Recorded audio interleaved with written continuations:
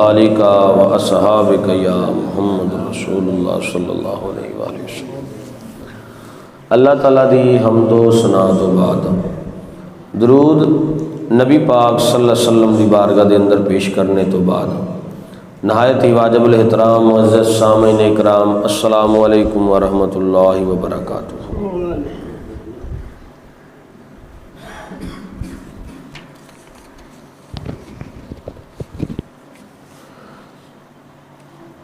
جس طرح اس دن آیت مقدسہ پڑھی سی کہ یوسف علیہ السلام نے اپنے والدین دی عزت و تکریم کی تھی، اگوں جا کے استقبال کیتا، استقبال کر کے لیا کے تے اپنے نال جیڑا ہے نا اپنی مسند تے بٹھایا۔ اس دن بھی عرض کیتی سی کہ کچھ نے لکھیا ہے کہ آپ دی والدہ جیڑا ہے انتقال کر گئیاں سن، لیکن قرآن کہن دیا ہے الیہ ابویہ کے والدین نو بٹھایا۔ اور آپ دو روایتاں نے کہ انتقال تو بعد آپ دی خالہ ہی لگدی سی رشتے دے اندر، یعنی کہ دو بھیناں سن، پہلا ایک دے نال شادی کیتی، او دے انتقال تو بعد دوسری دے نال شادی کیتی۔ واللہ او جناب یوسف علیہ السلام دی سکی ماں سی یا مترئی ماں سی، اے اللہ اور اللہ دا رسول بہتر جان دے۔ میں اپنی بات نو جڑا بیان کر لگا، سورت دا نشان آیت دا 100 نمبر ہے، سورہ یوسف ہے تے 13واں پارہ ہے۔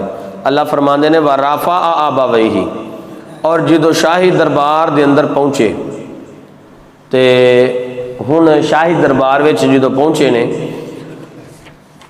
عَلَى الْعَرْشِ، تو آپ نے اتے بٹھایا، وَخَرُّوا لَهُ سُجَّدًا، اپنے والدین نو تخت تے وَخَرُّوا لَهُ سُجَّدًا، اور جیڑا ہے اپنا گر پڑے لہو سجدہ سجدہ کر دیا ہویا۔ کون؟ وَقَالَ يَا أَبَتِ هَذَا تَعْوِيلُ رُؤْيَايَ مِن قَبْلُ قَدْ جَعَلَهَا رَبِّي حَقًّا وَقَدْ أَحْسَنَ بِي إِذَا أَخْرَجَنِي مِنَ السِّجْنِ وَجَاءَكُم مِّنَ الْبَدْوِ مِن بَعْدِ أَن نَزْغَ الشَّيْطَانُ بَيْنِي وَبَيْنَ إِخْوَتِي إِنَّ رَبِّي لَطِيفٌ لِمَا يَشَاءُ إِنَّهُ هُوَ الْعَلِيمُ الْحَكِيمُ۔ بڑی قابل توجہ بات ہے۔ فرمایا کہ جدوں اپنے والدین نو تخت تے بٹھایا نا یوسف علیہ السلام نے، تے وَخَرُّوا لَهُ سُجَّدًا، سجدہ کر دیا ہویا ڈگ پہ زمین تے، یعنی کہ سجدہ کیتا، تے وَقَالَ يَا أَبَتِ هَذَا تَعْوِيلُ رُؤْيَايَ، اے منظر ویکھن تو بعد یوسف نے آکھیا ابا جی رؤیا من قبل، او ذرا اپنی جیڑی میں خواب سنائی سی اس خواب دی تعبیر ویکھو اللہ نے پوری کرا چھڑی ہے۔ پیار نہ بولے سبحان اللہ۔ کی گل ہے ابا جی جیڑی خواب اج تو 40 سال پہلا میں ویکھی سی، روایات دے اندر آندا کہ خواب دا اور اس دن دا عرصہ جیڑا 40 سال عمر گزری، او خواب کنی دیر بعد جا کے تعبیر دی ہوئی؟ 40 سال بعد۔ ابا جی جیڑی خواب میں تانوں دسی سی او دی تعبیر سی من قبل، جیڑی میں پہلا عرصہ پہلا دسی ہوئی سی، قد جعلها ربی حقا، میں ویکھنا پیا ہاں کہ میرے اللہ نے انہوں سچ کر کے وکھا دیتا ہے۔ وہ جڑے دسیا سی نا کہ 11 تارے تے ایک نال جڑا اپنا چن بھی مینوں سجدہ کردا ہے پیا، آپ دے والد گرامی نے بھی آپ دی تعظیم کیتی، اور وہ 11 پائی، 10 جڑے دوسرے سن تے 11ویں بنیامین، 11 نے سجدہ کیتا۔ دو روایتاں ہن سنو۔ پہلی گل سجدہ کیتا، سجدے تو مراد اتھے جڑے لفظ آئے نے بزرگاں نے فرمایا ہے اس تو مراد ہے کہ انہوں نے زمین تے سجدہ نہیں سی کیتا بلکہ جھک کے جڑا ہے نا انہاں دی تعظیم کیتی سی۔ تساں ویکھیا ہوئے پہلے وقتاں دے اندر یا کتے سنیا ہوئے جدوں کسے بادشاہ دی تعظیم کردے ہوندے سن نا، او کئیاں جگہ تے نا انج ہاتھ رکھ کے کردے نے تے کئیاں جگہ تے نا او انج اڑ کے جڑا ہے نا او دی تعظیم کردے نے، یعنی کہ جھک جان نو سجدے دے اندر بھی. وخرو لہو سجدہ, خرو دا معنی ہے جھک جانا, یعنی کہ اتوں تھلے نو آنا, یعنی کہ زمین وال نو جھک جانا, اینو کہندے نے سجدہ کرنا. اور ایسے ہی طریقے دے نال. اور دوسری روایت جیڑی بزرگاں فرمایا ہے کہ پہلیاں امتاں دے واسطے جیڑا سجدہ تعظیمی سی وہ جائز ہوندا سی, یعنی کہ پہلا لوگ کسی نو اگر سجدہ تعظیمی کردے سن تو انہاں واسطے جائز سی, لیکن جدو آقا کریم صلی اللہ علیہ وسلم دی ذات تشریف لے کے آئے تو پھر اللہ تو علاوہ کسی نو بھی سجدہ کرنے دا حکم, وہ چاہے کہ سجدہ تعظیمی ہی کیوں نہ ہوئی. خیر اے سجدہ کیتا. اور جناب یوسف پیغمبر علیہ السلام نے فرمایا ابا جی وہ جڑی خواب میں ویکھی سی اللہ نے انہوں پورا فرما دیتا ہے, وہ خواب دی تعبیر ہو چکی ہے. ہوں حضرات محترم جدو تعبیر ہو گئی ہون کی ہویا ہے قد جعلہا, فرمایا کہ جدو میں ویکھیا ہے عرصہ گزرن تو بعد اس بات نو جناب حضرت یوسف علیہ السلام اپنے والد گرامی نو فرماؤندے نے. اور اس خواب دی تعبیر بچپن تو لے کے اتنی دیر تک جناب سلیمان فارسی فرماؤندے نے کم و بیش 40 سال دا عرصہ گزریا, 40 سال دا عرصہ گزریا. اور جناب حضرت حسن بصری رحمت اللہ علیہ آپ فرماؤندے نے باپ تے بیٹا اے تقریباً 80 سال بعد جیڑا ہے نا جا کے کافی دیر بعد اس وقت 80 سال دے قریب عمر سی جناب یعقوب علیہ السلام دی, یعنی کہ کافی زیادہ عمر گزرن تو بعد ایک روایت کے مطابق اس طرح آندا ہے کہ جناب یعقوب علیہ السلام دی اینی عمر گزر گئی. اور ایک روایت کے مطابق آندا حضرت حسن رحمۃ اللہ علیہ فرماندے نے کہ جڑے نظراں تو اوجل رہے سن اس دے بعد آپ 30 سال زندہ رہے, اور جس وقت آپ دا وصال ہویا اس وقت آپ دی جیڑی عمر سی 120 سال سی. یعنی کہ اے ہن جے اگر عمر وال آ جائیے تو پھر اے مختلف جیڑا آپ دیاں, یعنی کہ 40 سال دی عمر وچ یوسف جدا ہوئے تے 40 سال روندے رہے یعقوب علیہ السلام یوسف دی جدائی وچ, 80 سال عمر ہو گئی. اور 20 سال جیڑا ہے 30 سال ملن تو بعد زندہ رہے, یعنی کہ اے 110 سال باندھی ہے. اور ایک روایت کے مطابق جیڑا ہے اپنا 120 سال عمر باندھی ہے. اور اور بھی اس چیز دے اندر جیڑا ہے نا روایات نے, میں گل گاں توراں گل لمبی نہ ہو جاوے. فرمایا قد جعلہا ربی حقا, میرے پروردگار نے انہوں سچ کر کے وکھایا جیڑا خواب میں ویکھیا سی. وقد احسن بی اذا اخرجانی, اور آپ نے فرمایا بڑا کرم فرمایا اللہ نے کہ منو جیل وچوں کڈیا سی, من السجن قید خانے وچوں کڈیا. وجاء بکم من البدوی, اور فرمایا کہ اللہ لے آیا توانو صحراواں چوں کڈ کے. اور ومن بعد ان نزغ الشیطان, اس تو بعد اور ناچاکی دے اندر ڈال دیتا شیطان نے.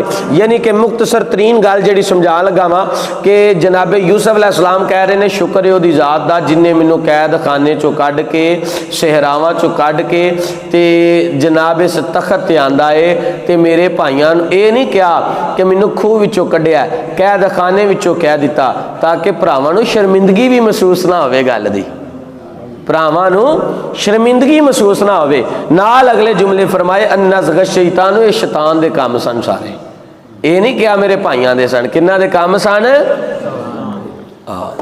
بینی اور میرے درمیان, و بین اخواتی اور میرے بھائیاں دے درمیان, اے سارے شیطان دے کام سن جڑا معاملہ ورتیا سی اس وقت. میں صدقے جاواں ویکھو کڈے سوہنے جملیاں نہ جناب یوسف نے تعظیم کیتی. اِنَّا ربی لطیف لما یشاء, فرمایا بے شک میرا رب لطف و کرم فرمان والا ہے. اِنَّهُ هُوَ الْعَلِیمُ الْحَکِیمُ, فرمایا یقیناً سب کچھ جاندا ہے تے بڑا دنا ہے. اللہ سب کچھ جاندا بھی ہے تے بڑا دنا ہے. اس تو بعد جدوں حضرت یوسف علیہ السلام نے اللہ تعالیٰ دے احسان دا اعتراف کیتا ہے نا تے او دا شکر کیتا ہے, کیا کیا کہ اتنا عرصہ اسی ایک دوجے تو دور رہے ہیں, او دا شکر ہے کہ اللہ نے مینوں قید تو رہائی دتی ہے. اور اس تو بعد کنویں دا نام نہیں لیا, کیوں تاکہ میرے بھراواں نوں پریشانی نہ بنے, میرے بھرا اس گل چ پریشان نہ ہون. تے جناب محترم اگلی گل کیتی. اور ایتھے ایک اور بڑی بات ہے, گزشتہ جیڑے اے بڑی قابل توجہ بات توجہ نہ سنیا جے, جیڑے معاملات گزر جان نا, جیڑے معاملات مشائخ اور صوفیاء کرام دا قول ہے ذکر الجفائی فی وقت الصفائی جفا, ذکر الجفائی فی وقت صفائی جفا، اے جملے بڑے سمجھن والے نے۔ صوفیہ کرام فرماتے نے ذکر الجفائی فی وقت صفائی جفا، یعنی کہ جدو صلح کرنی ہوئے تے پھر گزریاں گلاں نو یاد نہیں کریدا۔ قرآن دی تفسیر ہے۔ صوفیہ کرام فرماتے نے جدو صلح کرنی ہوئے، صلح صفائی نہ رہنا ہوئے تے پھر جڑا گزشتہ وقت گزریا ہوئے انہاں نو یاد کریے، اے بھی ظلم ہے، اے بھی کی ہے، ہوں ہوندا ہی ہے وے کسے نہ صلح کرنا واسطے گاں ودو صحیح، انہیں کہنا تو میرے نال لے کیتا ہے، تو میرے نال لے کیتا ہے۔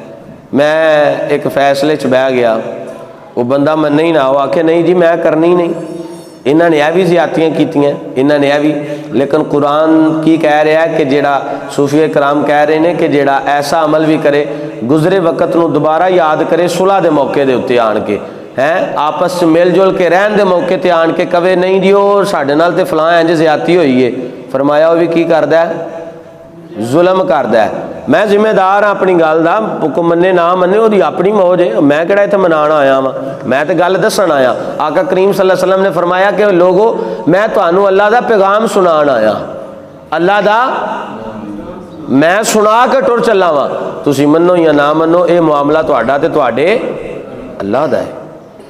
یعنی کہ اس کا مطلب ہے پتہ چل گیا کہ جیڑا بندہ اس وقت دے اتنے آن کے گزریاں گلاں نو یاد کر کے گل ودا دے پھر وہ ظلم کر رہا ہے، وہ انصاف تے جیڑا ظلم کرے اللہ تعالیٰ فرماندا ہے کہ پھر وہ دے بدلے وچ انہوں کی ملنا ہے، یہ سارے جاندے نے۔ اور یہ کوشش کرنی چاہیے جدو کتے ایسا موقع بن جاوے کہ کتے صلح صفائی دا موقع بن جائے تو پھر پچھلیاں گلاں یاد کری دیاں نہیں، اس وجہ کر کے۔ اور یہ پتہ چل گیا کہ قرآن و حدیث دے مطابق فیصلہ یہ ہے کہ جدو تسی آپس دے اندر صلح صفائی دے نال رہنا چاہو تے پھر پچھلیاں ساریاں گلاں ختم کر کے تے اگوں اللہ اور اللہ دے رسول واسطے ٹر پو۔ اگر پھر بھی بندہ زیادتی کرے تو وہ اللہ دا مجرم ہے، اللہ بہتر جاندا ہے۔ اور کسی دے دل وچ کی چلدا ہے رب ہی جاندا، بندہ کوئی جان سکدا، نال چلن والا کیویں دھوکھا کردا ہے بھی کوئی جان سکدا، اے تے اللہ جاندا نا کسی دے دل وچ کی چلدا پیا۔ اگلی بات ہن جدوں اے بات کر دیتی نا یوسف علیہ السلام نے تاکہ میرے بھائیاں دا دل نہ دکھے، پچھلی گل نو نہیں دہرایا، اگلی گل کیتی اور نال فرمایا کہ یہ سارا کام جیڑا سی یہ شیطان دا سی، سانو مینوں خوہ وچ سٹوانا تے پھر 20 روپیاں دا جیڑا وقا دینا، فرمایا میرے بھائیاں دا ایدے چ قصور کوئی نہیں ہے، یہ تے سارا کام شیطان دا سی۔ میں صدقے جاواں کڈے سوہنے جملیاں نال ویکھو بیان کیتا۔ اور پھر جدو رب دے شکر تے احسان دا ویلا آیا تے آکھیا میرے رب نے بڑا احسان کیتا ہے، بڑا کرم فرمایا ہے اور بڑا جا فضل کیتا ہے۔ علامہ قرطبی رحمۃ اللہ علیہ فرماتے نے وحقیقت اللطیف الذی یوصل الاحسان الی غیرہ بالرفیق، آپ فرماتے نے کہ جیڑا بندہ بندیاں تے احسان کرے اور اسی طرح دا احسان کرے کہ انہوں دوبارہ جتائے نہ، انہوں لطیف آندے نے، یعنی کہ تساں کسے تے احسان کر دیتا ہے انہوں بھول گئے ہو کہ میں دے تے احسان کیتا ہے، فرمایا اس نو لطیف آندے نے۔ اور لطیف صرف ذات اللہ دیے، بندیاں وچ بڑیاں کٹ صفات ایسیاں نہیں تے، اور اے ذات اور صفات مالک دیے کہ اللہ تعالیٰ لطیف ہے، یعنی کہ اللہ رب العزت دی ذات جدو کسے تے احسان کرے تے پھر کدی بھی جتاندا، کسی تے کرم فرمائے کدی نہیں اللہ نے جتایا کہ بندیا میں تیرے تے اے جیڑا اوکھے ویلے چ کام آیا سا، بندیا تینوں میں اوکھے ویلے چ کڈیا، اللہ فرماندا تو بس میرے کول منگن والا بن، میں رب تینوں عطا کر دیاں گا۔ صبح دا وقت ہوندا ہے، اللہ کریم دے آواز آندی ہے اے بندیا میری رحمت پہلے آسمان تے آ گئی ہے، آ میری بارگاہ دے اندر ہے کوئی میرے کو جیڑا کوئی میرے کو کچھ منگ لوے، کوئی ہے میرے کو دنیا منگن والا، کوئی ہے میرے کو دولت منگن والا، کوئی ہے میرے کو جنت منگن والا، کوئی ہے میرے کو بخشش منگن والا، کوئی ہے میرے کو کچھ منگن والا، کوئی ہے میرے کو اولاد منگن والا، او بندیو آ جاؤ میری بارگاہ دے اندر کچھ تے کچھ آن کے منگ لو، تسی جو منگو گے میں تانوں رب عطا کراں گا۔ یعنی کہ صبح دے وقت اللہ دی رحمت پہلے اسمان تے آن کے آوازاں مار دیے، 500 سال دی مسافت پہلے اسمان دی، فرمایا کہ اللہ دی رحمت آوازاں مار دیے بندے آ میرے کول منگ، بندے آ میرے کول منگ۔ فرمایا بڑے بدبخت انسان نے جڑے پھر بھی رب نو چھڈ کے تے بندیاں دے پیچھے بھج پیندے نے، اپنے رب کولوں منگو۔